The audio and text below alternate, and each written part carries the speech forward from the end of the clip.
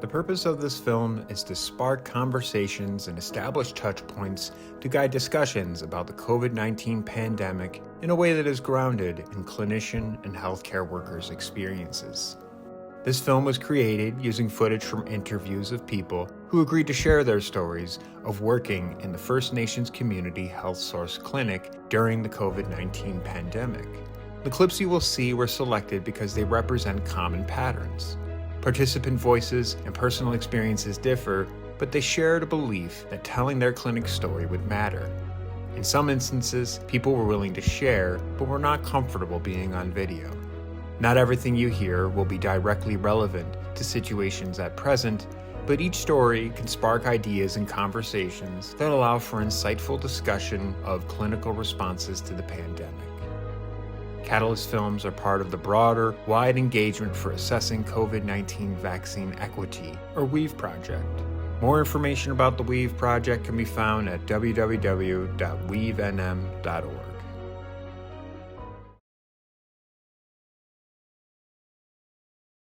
When the pandemic started, I was a little scared to come to work because it's a clinic. Coming to work scared. And then the possibility of going home with it and taking it home. Like, I've lost a lot of family members to COVID. It's crazy. It's still surreal to me. Sometimes when people didn't take it seriously or don't get vaccinated, I freak out. I've lost people in my family from 16 years old all the way to, I don't know, being elders. It's a scary virus to me. And I take everything seriously. We never got a chance to work from home. And I think that's different. The feeling and experience is different for people. I will never stop. We never stopped working. I remember just that sense of just empathy that we had at the beginning. I felt like we were on the next mission, everybody get this out today, we have another family and let's do this. And now it's like we're somewhere in between, I guess. I don't know. We have all, I think by the end of 2020, our whole team had lost a family member. So I think we all, to be honest, I don't think we really ever stopped. So the other way that it's really impacted my work as a manager is in trying to hire new therapists has been really challenging as well. It seems like there's a lot of people that have left the field. It's just been challenging. There was sort of an enthusiasm and an adrenaline to sort of meet that need because it was so clearly important. So one thing may be, we did a lot of weekend events and, we were excited to get out there and do it, but they were hard, and not any one of them, but, the idea that you were already, going through all the pieces of the pandemic, all the ways that it impacted us personally and, our home life as well. And then to be, gone another Saturday when we would normally be home, relaxing or taking care of ourselves or our family. My colleagues and I, whenever we have extra doses left at night, we will text, we will call, we will stay till 10 o'clock at night if patients come in just to give them vaccines, because it's one more person that's vaccinated is better for everybody. I think everybody had the belief that, again, I think my same belief at the very beginning that this wasn't going to be anything major and it wasn't going to last very long. But here we are in 2022 and we're still experiencing that. But I think it's also taken a toll, as I think most people know.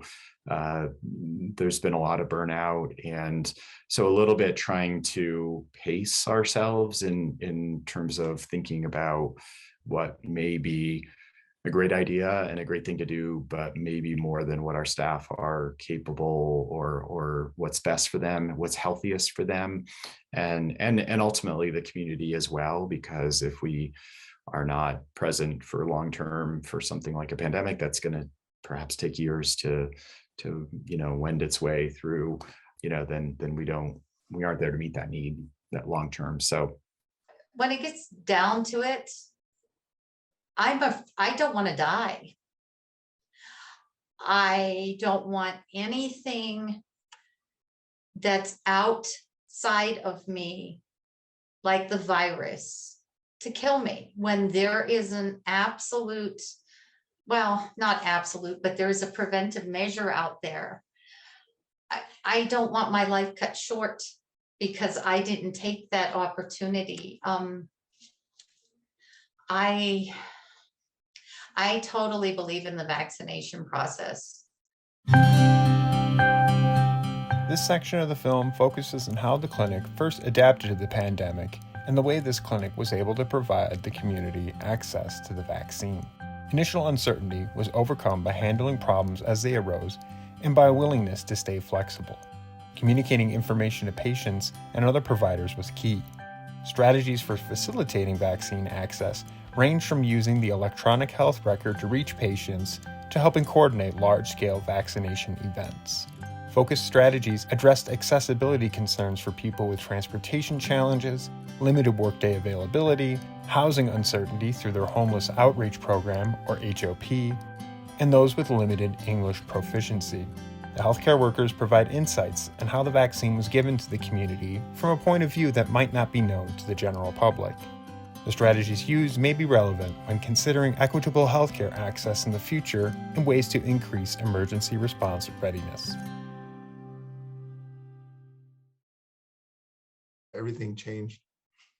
And I remember writing up an outline of how we would work in that change and basically, responding to requests, services. And then I think there was a moment there where we offered, even providing like support, people could call us, whether it involved like cultural, ceremonial care. With the clinic where I currently work, it's been evolving since the beginning. It started out as we weren't really sure what was going to happen, how big COVID was going to be.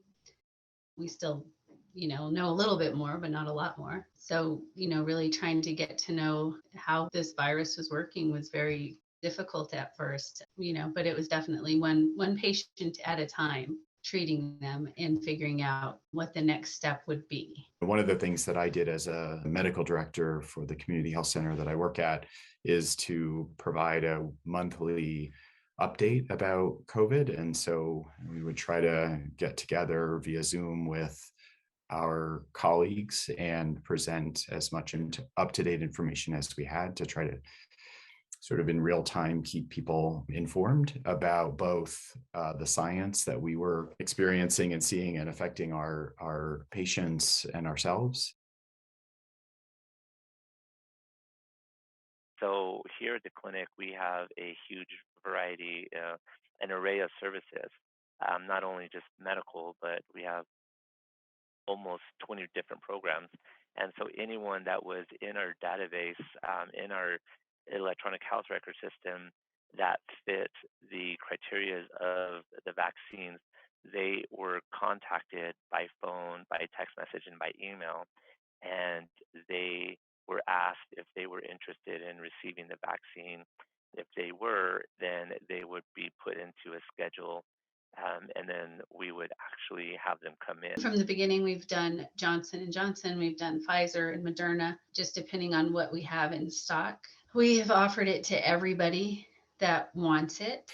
We did several large events where we were able to vaccinate 500 or 600 people at a time, while continuing to also do smaller, 15 or 20 or 50 people in our clinic a day, and kind of just meet the needs of the community as best we could. The distribution, vaccination events, we were part of the planning, like the Indian Pueblo Cultural Center. We would, First Nations would provide like our physicians, and as well as the orders, go out to like the, different companies. And then of course my program, we would try to incentivize it, with food bags, bring people together. It was a distribution. Work limitations. Individuals trying to get off from work has been a challenge, and that obviously interplays with childcare as well.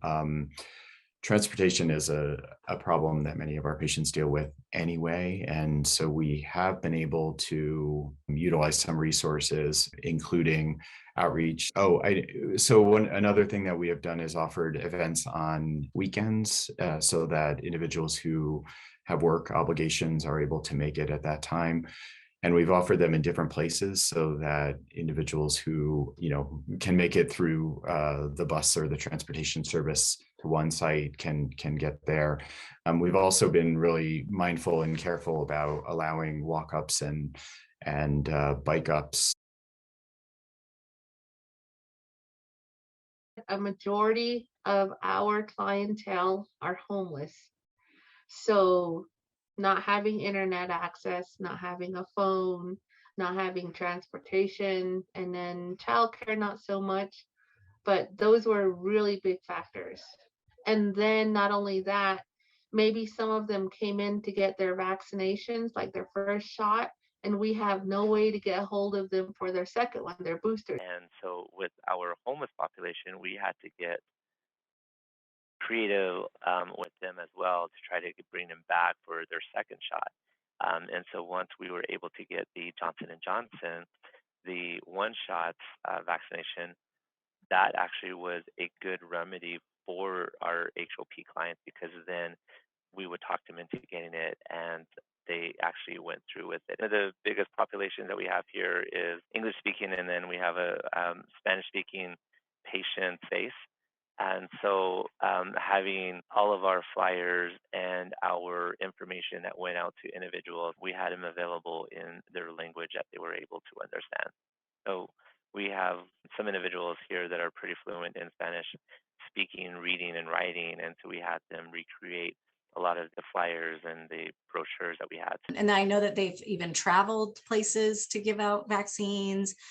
Our homeless outreach program has just been out on the streets, just looking for people, and then they go to the West Side Shelter to make sure that everybody's vaccinated. It's open to the community. And so anybody can get scheduled for a vaccine. And I just think that we've been so responsive, and that's because of the amazing leadership. I hope that we've saved lives because of that. This section of the film focuses on the ways the providers listened to patients' concerns about COVID-19 vaccination and provided education. Providers relied on the relationships that they had with their patients in order to understand what the concerns were. They tried to dispel these concerns by setting aside their own agenda and avoiding power struggles. They focused on education over persuasion. The strategy of relying on trusted patient-provider relationships and the approach taken by these providers offer valuable insights on communicating vaccination information when there is uncertainty. For many of the individuals that we work with, we know them well. We work with them. We are their primary care providers, and we provide other services, behavioral health, dental, traditional wellness, a whole host of other services. And so, they're part of our home, and they're part of our community. And so, they do turn to us and ask us questions and want to know what we think about how safe it is to take a vaccine. And so I think that relationship has been really critical for a group of individuals who are understandably concerned about the potential harm or the potential risk of vaccine. I'm like, you've been getting vaccinations since you were a baby, and you don't know what's inside the chicken pox vaccination or the measles or whatever, So I don't know if I changed anyone's mind, but I think a lot of it would have to do with who you know and who that person trusts. Because for one thing, I know that they don't trust, the government more than they would trust our clinic. They had health concerns that they felt like they themselves, or even a medical provider that they were under the care of, had stated that the vaccine is just not tested and there's not a history of the vaccine, and they're not sure if that would even affect them health-wise. That was, I think, another big one that we have. They're not going around to the public areas, and so they didn't feel like there was a need for them to get vaccinated as well. Some people just don't believe in the vaccines. Some people might have grown up in a culture where, oh, I mean, mom doesn't get vaccines. The whole family has never had vaccines. And now we're trying to get like a new generation of people to come into vaccines, but everything they know has been, no, we don't do that. They're a little bit hesitant because it's a newer vaccine. There's side effects to the vaccine. There's, they're not sure of how many studies have been done. So one of the things that's been super successful for me is that, every vaccine when it comes out is a new vaccine. So, whenever a vaccine first comes out, when we had vaccines for, MMR, when we had vaccines for chickenpox, when we had vaccines for DTaP, it was a new vaccine at first, right? So it has to be tested. It has to be, approved. It had to be doing all of that stuff. And so I think kind of explaining that to the parents that this is a newer vaccine, but they have tested it, just the trials have gone a little bit faster, but that doesn't mean that, that it's not a good vaccine. It's not an effective vaccine, that it's going to hurt your kiddo. What you see, what you hear in the media, on TV from other people, and kind of how you interpret that, how much of that you consider to be, real versus not real, how much of it is true, how much of it is not true. So I think that definitely makes a difference in socioeconomic status, your way of perceiving things, the education and things like that. So I think what we try to do the most is just educate, just say, hey, this is what's going on. And I'm very, very cautious to not have my agenda in the room at all, because in my experience, people will feel that. And then if I don't keep that in check, it will color my reflections, or it will color the way that I ask questions or something. So I would just ask about their experience and what their fears are and what their concerns are. And, if they were open to moving to problem solving, then I would probably encourage them to talk with their providers. So also, I think, for people that are questioning, or they're on the fence, or they're not quite certain, I would look at what are their values and how either getting vaccinated or not getting vaccinated would promote their values.